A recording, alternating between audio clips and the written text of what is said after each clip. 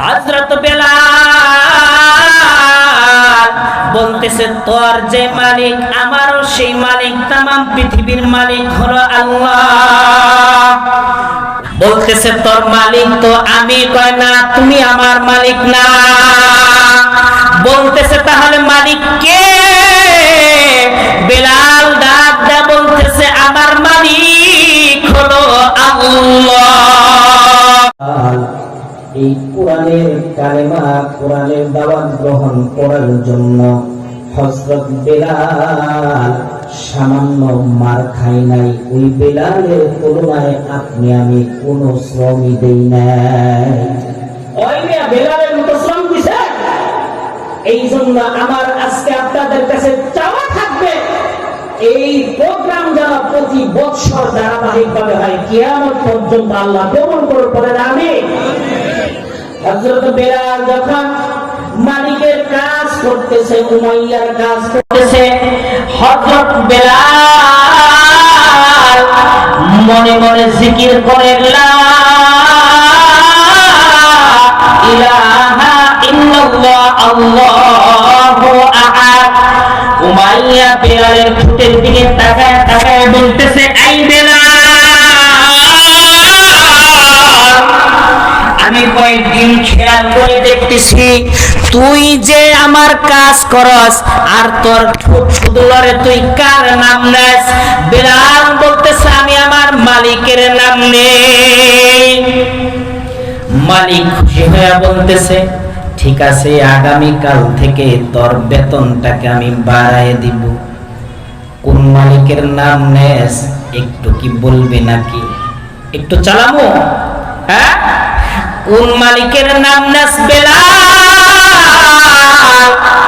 বেলাল বলতেছে, আমি তো আমার মালিকের নাম নেই।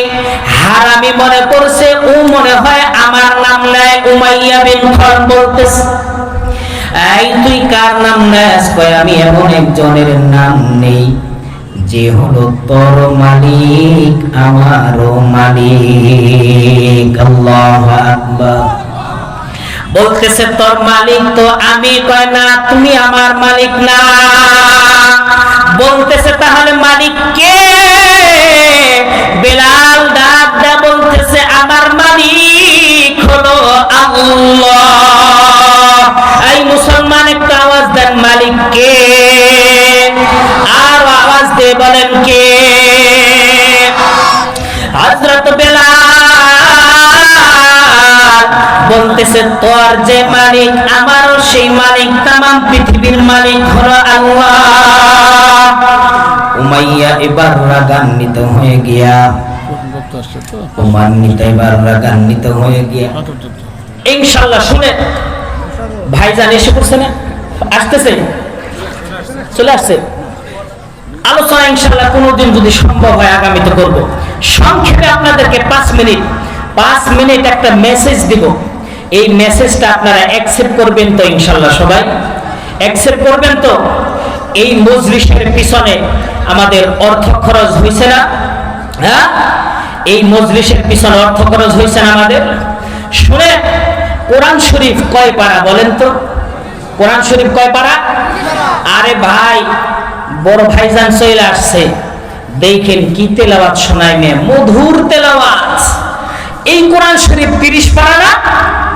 30 জন ব্যক্তিকে দাঁড়াইতে পারবেন যে আজকের এই মাহফিলের জন্য, গতকালকেও হয়েছে, আজকেও হয়েছে, এই মজলিসের খরচের জন্য আমরা 30 জন ব্যক্তি 2000 টাকা করে দিব।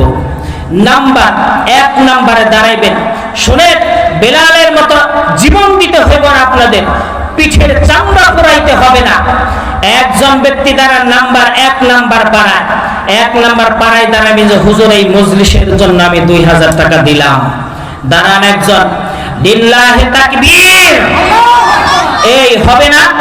রাজশাহীর মানুষ দেখাই দিতে পারবেন না আপনারা? 30 জন ব্যক্তি হবে না? এই কোরআন শরীফ কয় পারা?